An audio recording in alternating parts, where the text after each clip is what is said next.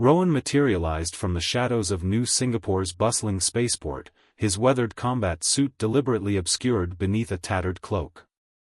The crowded terminal buzzed with 1,000 alien languages, but he moved through the chaos like a ghost, each step calculated despite his seemingly casual gait. After 3 centuries of enhanced life, he'd mastered the art of being invisible in plain sight. A commotion near the customs checkpoint drew his attention. 2 Drachnid security officers were harassing a striking figure, a woman with iridescent violet skin and flowing silver hair that seemed to catch non-existent starlight. Behind her, a small child clutched at her ornate robes, the girl's matching violet features marked with fear. Rowan's enhanced hearing picked up the conversation. "Papers seem irregular, Your Highness," the first officer sneered, emphasizing the title mockingly. "Perhaps we should contact the hegemony authorities for verification?" The woman's spine straightened, royal bearing evident despite her obvious exhaustion. "My diplomatic credentials are perfectly valid. My daughter and I are simply here to dash." "To flee from justice," the second officer interrupted. "The hegemony's bounty on Queen Nayari of the Luminari is quite substantial." Rowan found himself moving before making a conscious decision. 3 centuries of wandering the stars had taught him to avoid entanglements, yet something about the Queen's quiet dignity and her daughter's frightened eyes pulled at him. "There you are," he called out cheerfully, approaching the group with an easy smile. "I've been waiting for ages, Your Highness. The trade delegation is getting rather impatient." The security officers turned, hands dropping to their weapons. Rowan maintained his friendly demeanor while positioning himself between them and the royal pair. Queen Nayari recovered quickly, her luminous eyes showing a flash of understanding. "My apologies for the delay," she replied smoothly. "There seems to be some confusion about our paperwork."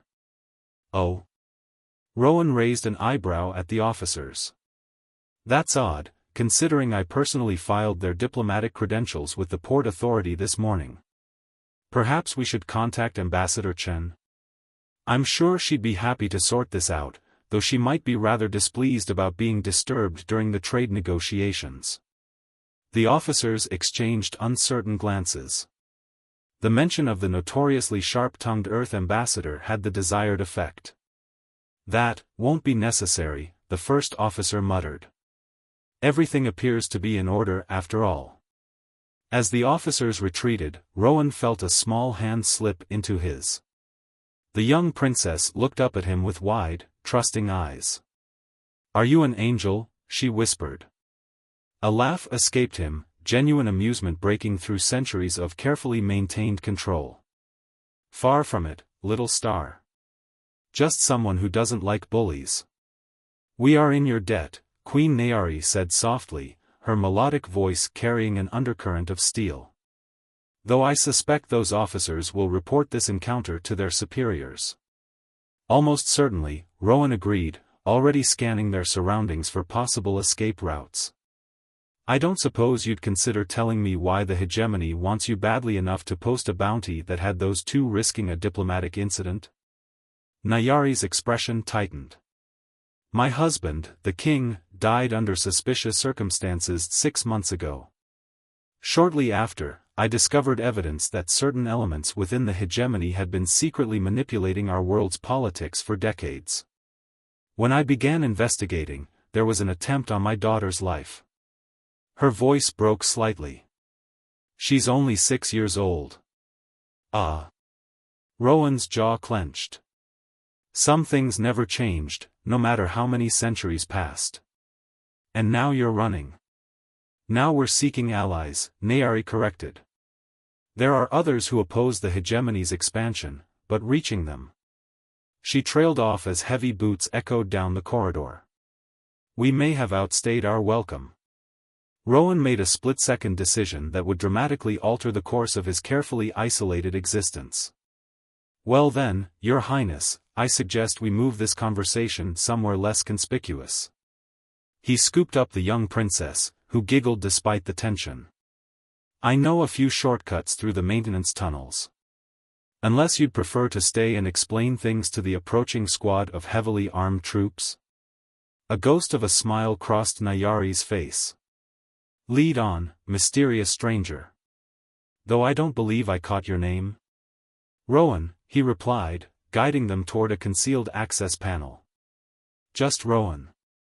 As they slipped into the hidden passages beneath the spaceport, Rowan reflected that his quiet life of wandering had just become considerably more complicated.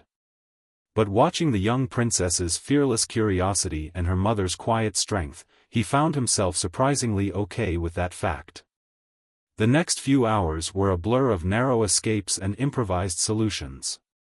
Rowan's centuries of experience proved invaluable as he led them through a maze of service corridors and emergency routes, always staying one step ahead of their pursuers. The young princess, who introduced herself as Lyra, treated the whole thing like an exciting adventure, while Nayari maintained her composure even when crawling through maintenance ducts. They eventually emerged in a private docking bay where a sleek courier ship waited. Rowan raised an eyebrow at the vessel's obvious military origins beneath its civilian paint job. Not standard diplomatic transportation, he observed. A gift from sympathetic parties, Nayari replied. Though we lack a pilot with the skills to use it to its full potential. Rowan's enhanced hearing picked up the sound of approaching forces. Well, Your Highness, it seems today is your lucky day. I happen to be pretty good with ships. He flashed a grin that contained centuries of accumulated mischief. Shall we find out just how good? The courier ship burst from New Singapore's atmosphere like a bullet from a gun, its enhanced engines screaming as Rowan pushed them well beyond their supposed limits. Behind them, 3 hegemony cruisers gave chase, their superior size and firepower offset by their relative clumsiness. You said you were good with ships, Nayari observed from the co-pilot's seat, her knuckles white as they narrowly avoided another barrage of plasma fire. You failed to mention you were insane. Rowan laughed, executing a spiral maneuver that should have torn the ship apart. In my experience, the two tend to go hand in hand. He glanced back at Lyra, who was securely strapped into an acceleration couch. Having fun, little star? Again, the princess squealed, completely unfazed by their desperate situation. Do the spinny thing again. Your wish is my command, Rowan replied, sending them into another impossible roll that somehow placed them behind one of the pursuing cruisers. His fingers danced across the controls, and precision shots from their small vessel's weapons found vulnerable points in the larger ship's shields. Secondary explosions blossomed along its hull. That's impossible, Nayari breathed. Those are military-grade shields. How did you know exactly where to hit them? Let's just say I've had a lot of practice. Rowan's enhanced vision spotted a patrol of smaller ships moving to intercept them. Though I think it's time we made our exit. Everyone hold on to something. He executed a series of maneuvers that pushed the courier ship's inertial dampeners to their limits, using the disabled cruiser's mass to slingshot them toward the system's hyperspace point. The ship's computer screamed warnings about the unsafe calculations, but Rowan ignored them, punching in coordinates with absolute certainty. The stars stretched into lines, and they escaped into hyperspace just as their pursuers opened fire. In the sudden quiet of faster-than-light travel, Rowan allowed himself to relax slightly. That was amazing. Lyra unbuckled herself and bounced to the front of the cockpit. Where did you learn to fly like that? Can you teach me? Are we going to do more spinny things? Lyra, Nayari said firmly, though her eyes held amusement. Give our savior a moment to breathe. Rowan waved off her concern. It's fine. And to answer your questions, little star, practice, maybe when you're older, and absolutely yes. He turned to Nayari, his expression growing serious. Though I think it's time we discussed exactly what we're dealing with. The hegemony doesn't commit this level of resources to chasing down simple political dissidents. Nayari was quiet for a long moment, absently stroking her daughter's silver hair. No, they don't, she finally agreed. What I discovered it goes beyond simple political manipulation. The hegemony has been conducting genetic experiments on various species, including my people. They're trying to create something, though I don't know what exactly. My husband discovered part of their program and they killed him for it. And now they're afraid you know too much, Rowan concluded. His enhanced mind rapidly processed the implications. Or they're afraid of something else about you and Lyra. Nayari's eyes widened slightly. You're more perceptive than you appear. I've had a lot of practice with that, too. Rowan checked their navigation data. We've got about 6 hours until we reach safe harbor. Why don't you tell me the whole story? Over the next few hours, as Lyra dozed in her mother's lap, Nayari explained. The Luminari were known throughout the galaxy for their unique connection to light itself, their ability to absorb and manipulate various forms of electromagnetic radiation. It was mostly used for art and healing, but the hegemony had seen military potential. They've been secretly collecting genetic samples for generations, Nayari revealed. Trying to enhance our natural abilities. But something in our latest generation is different. Lyra. She hesitated. Lyra can do things that should be impossible, even for our people. As if on cue, the young princess stirred in her sleep, and tiny motes of light began dancing around her, forming intricate patterns before fading away. Fascinating, Rowan murmured, though his casual tone belied the intensity of his interest. And the hegemony wants to study her. Or eliminate her, if they can't control her. Nayari's arms tightened around her daughter. I won't let them touch her. No, Rowan agreed, his voice carrying the weight of centuries. We won't. The ship dropped out of hyperspace near a massive debris field, the remnants of some ancient battle. Rowan guided them through the wreckage with practiced ease, eventually approaching what appeared to be a particularly large chunk of destroyed station. As they drew closer, however, hidden doors irised open, revealing a concealed dock. Welcome to Haven, Rowan announced as they settled into the hidden base. Not the prettiest safe house in the galaxy, but the hegemony hasn't found it in 200 years. 200. Nayari studied him with new intensity. Just how old are you? Rowan's lips quirked in a mysterious smile. Old enough to have learned a few tricks. Come on, I'll show you to your quarters. As they made their way through the station's restored sections, Lyra now wide awake and exploring everything with boundless enthusiasm, Nayari found herself watching their mysterious protector with growing curiosity. There was something ancient in his eyes that belied his youthful appearance, and his capabilities went far beyond normal human limitations. You're like her, aren't you? She finally asked. Different. Enhanced. Something like that. Rowan watched Lyra experimenting with her powers, creating ever more complex patterns of light. Though my enhancements were by choice, not birth. Humanity's answer to mortality, for those willing to pay the price. And what price was that? Perspective. He turned to her, his eyes showing hints of the centuries they'd seen. When you live long enough, you start to see patterns. The same conflicts, the same mistakes, playing out over and over. It's easy to become detached, to stop caring. Yet here you are, helping us. Here I am, he agreed softly. Maybe it's time I started caring again. Their moment was interrupted by proximity alerts. Multiple ships had just dropped out of hyperspace, a full hegemony battle fleet. Well, Rowan's grin held equal parts anticipation and resignation. This should be interesting. The battle fleet's arrival transformed Haven's peaceful sanctuary into a fortress under siege. Rowan moved with practiced efficiency, activating ancient defense systems that had laid dormant for decades. The station's exterior remained dark and lifeless, but beneath the scarred hull, sophisticated weapons stirred to life.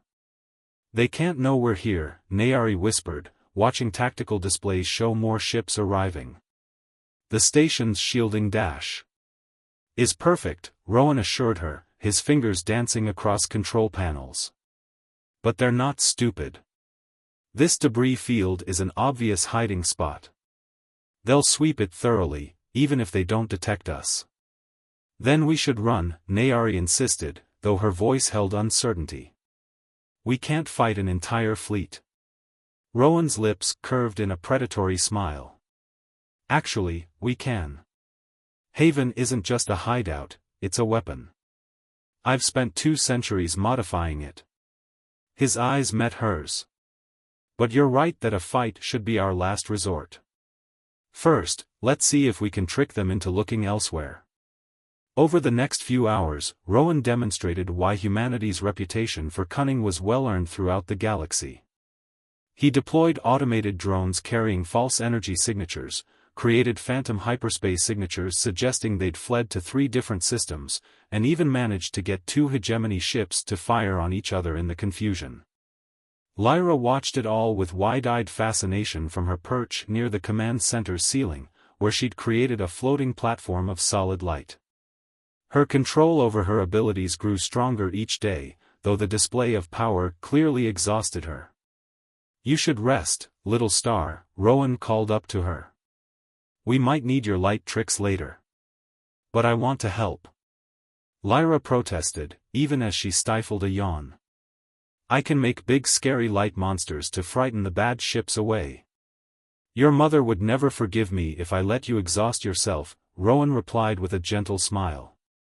"Besides, I need my best tactical advisor well rested." This important-sounding title appeased the young princess, and she allowed her mother to lead her to their quarters. Once they were gone, Rowan's expression hardened as he studied the tactical displays. The hegemony forces weren't falling for his deceptions as completely as he'd hoped. They were being methodical, thorough, and they were gradually closing in on Haven's location. "They're not going to give up, are they?" Nayari's voice came from behind him. She'd returned so silently even his enhanced senses hadn't detected her approach. "No," Rowan admitted. "They're too invested in whatever they're planning for Lyra's abilities. Which means we need to know exactly what that is." He turned to face her. "Tell me more about these genetic experiments.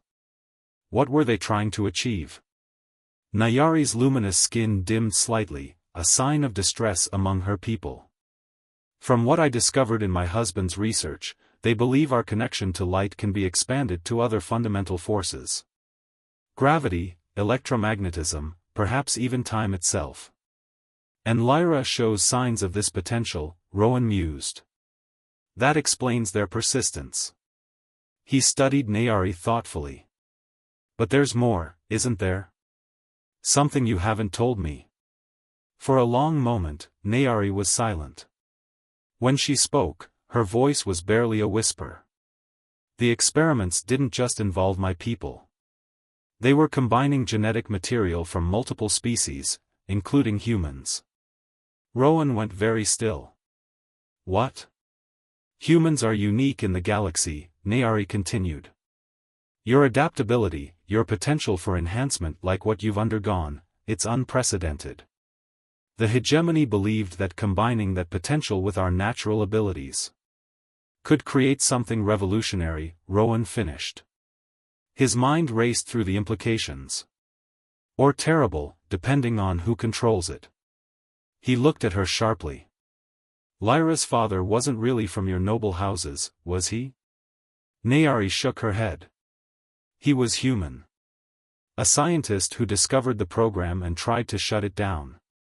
We fell in love, and when I became pregnant..." She took a shuddering breath. "The hegemony killed him and tried to take Lyra.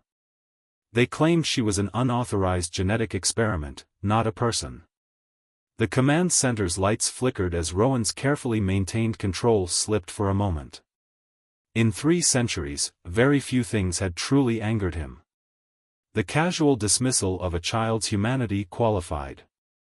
"Well," he said softly, dangerously. "That explains a few things." He turned back to the tactical displays, but his posture had changed subtly. There was something ancient and lethal in his bearing now. I don't suppose there's any chance of negotiating with them? They believe they're saving the galaxy, Nayari said bitterly. Creating the next step in evolution. They won't stop. Then we'll have to stop them. Rowan's fingers flew across the controls, bringing up detailed scans of the hegemony fleet. But first, we need to understand exactly what we're dealing with. Haven's computers have been analyzing their ship's energy signatures. There's something odd about their flagship. He trailed off as new data scrolled across the screen. His enhanced mind processed the information rapidly, and his expression grew grim. What is it? Nayari moved closer, unconsciously placing a hand on his arm. They're not just here to capture Lyra, Rowan said quietly. That ship is carrying enough firepower to reduce this entire sector to atomic particles. They're prepared to destroy everything rather than let her slip away. He turned to meet Nayari's horrified gaze. This isn't just about control anymore. They're afraid. Of a 6-year-old girl? Of what she represents. Rowan's lips curved in a humorless smile. Freedom. Change. Evolution they can't control. The one thing empires truly fear. He covered her hand with his own, noting absently how perfectly they fit together. But fear makes them predictable. And predictable enemies can be defeated. How? By giving them exactly what they're afraid of. Rowan's eyes held centuries of accumulated cunning. It's time to show them why humanity earned its reputation for being terrifyingly creative when backed into a corner. The next 12 hours transformed Haven from a hidden sanctuary into an intricate trap. Rowan worked tirelessly, his enhanced body requiring no rest as he modified systems and reprogrammed defense grids. Nayari worked alongside him, her natural affinity for light allowing her to make adjustments that even his advanced capabilities couldn't match. The problem with empires, Rowan explained as they worked, is that they're built on control. Take that away, and they collapse under their own weight. His fingers danced across a control panel, rerouting power through hidden conduits. But first, we need to make them reveal their true nature. By giving them what they want? Nayari asked, carefully adjusting a series of light-based targeting arrays. By making them think they're getting what they want. Rowan's smile held centuries of accumulated mischief. Humans have a saying, be careful what you wish for. Their plan was audacious to the point of insanity. Using Haven's advanced systems and Lyra's unique abilities, they would create a massive light-based illusion, one that would make it appear as if the young princess's powers were growing exponentially, threatening to spiral out of control. The hegemony fears what they can't control, Rowan explained to Lyra, who sat cross-legged on her floating light platform, practicing the intricate patterns they would need. So we're going to show them their worst nightmare. Think you can handle it, little star? I'll make the biggest, scariest light show ever. Lyra declared, her young face set with determination. They'll be sorry they were mean to mommy. Rowan watched the young princess work, marveling at her natural talent. The combination of human adaptability and luminary light manipulation had created something truly extraordinary. No wonder the hegemony was terrified. She's amazing, Nayari said softly, coming to stand beside him. But are you sure she can handle this? She's still so young. She's stronger than they know. Than anyone knows. Rowan turned to face her. Just like her mother. Their eyes met, and for a moment, the rest of the universe seemed to fade away. Nayari's luminous skin brightened slightly, her people's equivalent of a blush. You're not what I expected, she admitted. When we first met, I thought you were just another wandering mercenary. And now? Now. She reached up to touch his face, her fingers leaving trails of warmth on his skin. Now I see someone who's been alone far too long, protecting others but never letting anyone close enough to protect him. Rowan caught her hand, pressing it more firmly against his cheek. Immortality has its downsides, he murmured. Everyone leaves, eventually. Not everyone, Nayari whispered. My people live for centuries. And Lyra? She glanced at her daughter, who was now creating increasingly complex light sculptures. With her mixed heritage, who knows? Before Rowan could respond, Haven's proximity alerts blared. The hegemony fleet was making its move, methodically sweeping through the debris field with increasingly powerful scans. Time to give them their show, Rowan said, reluctantly stepping back from Nayari. Ready, little star? Lyra bounced with excitement. Ready. The next few hours were a masterclass in strategic deception.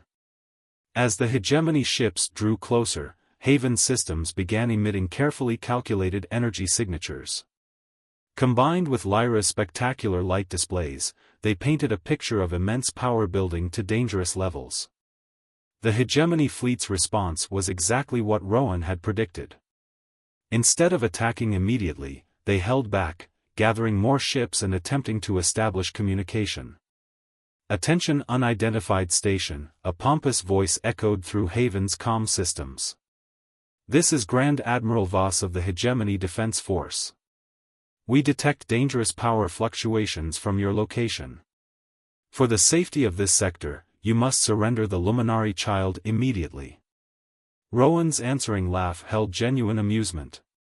You know, Admiral, for people so obsessed with control, you're remarkably bad at hiding your true intentions. He nodded to Lyra, who created a massive display of swirling lights that made several hegemony ships back away in alarm. The child is dangerous, Voss insisted. She's an unauthorized genetic experiment that could destabilize the entire dash. She's a little girl, Rowan cut him off, his voice turning hard. A little girl you tried to kidnap, after murdering her father. But please, keep talking. Keep showing everyone exactly what the mighty hegemony has become, so afraid of a child that you destroy an entire sector to control her. He'd pitched his transmission on an open frequency, ensuring that every ship in the fleet could hear. From the sudden burst of calm chatter, he could tell his words had hit home. You don't understand what's at stake, Voss snarled. That abomination dash. That child, Rowan interrupted again, represents everything you fear. Change. Evolution. A future you can't control. And you know what the really funny part is? His grin was predatory. You're right to be afraid. Not of her, she's innocent. But of what she represents. Because she's proof that humanity's greatest strength isn't our technology or our adaptability. What are you babbling about? Love, Admiral. Simple, messy, completely unpredictable love. A human scientist and a Luminari queen fell in love, and their child represents a future you never planned for. One you can't regulate or control. And that terrifies you.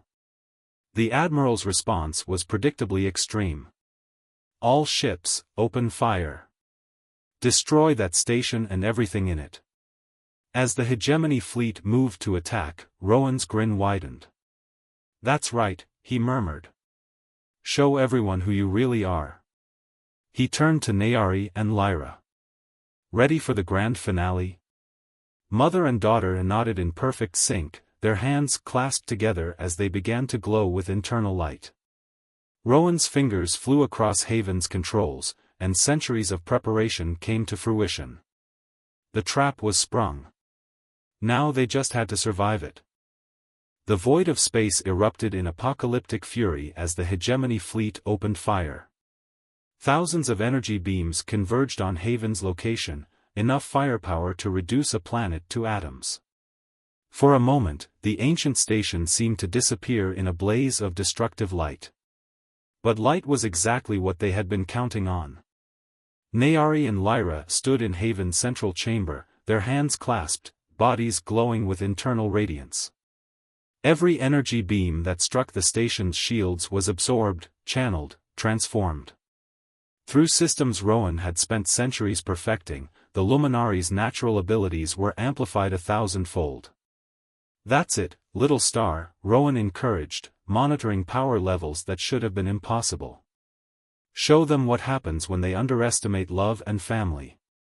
Lyra's face was set in fierce concentration, her young features illuminated by the power flowing through her. They hurt Daddy, she said with a child's simple clarity. They tried to hurt Mommy. No more hurting. The energy they had absorbed began to pulse, resonating through carefully calibrated crystals throughout Haven's superstructure. Rowan's fingers danced across control panels, directing the power flow with surgical precision. Impossible. Admiral Voss's voice crackled through the calm, all ships, concentrate fire. We must destroy Dash. You still don't understand, Rowan cut him off. You can't destroy this with brute force. Everything you throw at us just makes us stronger. His voice hardened. Want to see what real power looks like? Not your empire's weak illusion of control, but the true strength of unity? He nodded to Nayari, who began to sing, an ancient luminary melody that made the very light around them vibrate in harmony. Lyra joined in, her clear child's voice weaving perfectly with her mother's. As they sang, the absorbed energy transformed, forming patterns of impossible complexity. Throughout the sector, communication channels burst to life as ships of all kinds emerged from hiding, dozens, then hundreds of vessels. Smugglers, refugees, resistance fighters, all those who had suffered under the hegemony's oppressive rule. You see, Admiral, Rowan's voice held centuries of accumulated satisfaction, while you were hunting us, we were gathering allies. Every species you've tried to control, every world you've tried to dominate. They're all here to witness your true nature, and to help us end it. The energy Nayari and Lyra had transformed pulsed outward in a wave of pure light. But instead of destroying, it revealed, cutting through every cloaking device, every deception, every lie. Across the hegemony fleet, hidden laboratories and weapon systems were exposed. The evidence of their genetic experiments and plans for genocide laid bare for all to see. No. Voss whispered. You can't. We already have. Rowan's fingers flew across the controls one last time.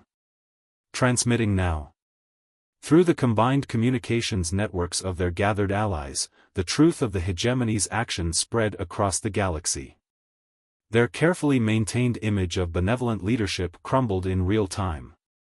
Get your empire's ships out of this sector, Rowan commanded. Or our next demonstration won't be so gentle. The hegemony fleet retreated in disarray, their formations breaking apart as ships commanded by more honorable officers turned on those still loyal to the corrupt leadership. Within hours, the sector was clear except for their allies. In Haven's central chamber, Lyra finally relaxed, slumping tiredly against her mother. Did we win? Yes, little star. Rowan knelt beside them, his ancient heart feeling curiously light. We definitely won. The hegemony won't stop, Nayari cautioned, though she leaned unconsciously into Rowan's strength. They'll try to discredit the evidence, maintain control through fear.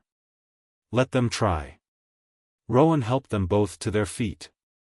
Their biggest mistake was making people afraid to love, to connect, to grow.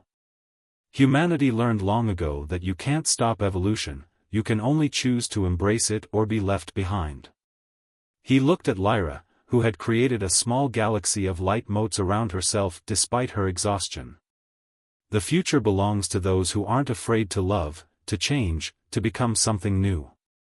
Speaking of which. He turned to Nayari, his expression uncharacteristically uncertain. I know I'm not exactly conventional royalty material. Nayari silenced him with a kiss that literally lit up the room, her luminous skin glowing with joy. My people believe that love is the ultimate evolution, she whispered against his lips. That finding your true partner makes you both more than you were alone. Does this mean Rowan is staying with us forever? Lyra asked hopefully, her light display forming into hearts and stars. Well, Rowan gathered them both close, feeling 3 centuries of loneliness finally fade away. Forever is a very long time, little star. But you know what? I think I'd like to find out just how long it can be. As Haven's systems recalibrated and their allies celebrated outside, the unlikely family held each other close. They had faced down an empire with love and light, proving that the greatest power in the universe wasn't control or dominance, but the simple courage to let love change you. And as for Rowan? The wandering warrior had finally found something worth stopping for, a chance to help shape a future where love and evolution weren't things to be feared, but celebrated. After 3 centuries of existence, he was finally ready to truly live. Above them, Lyra's light display formed into a brand new constellation, a family of 3, their light outshining all the darkness in the galaxy.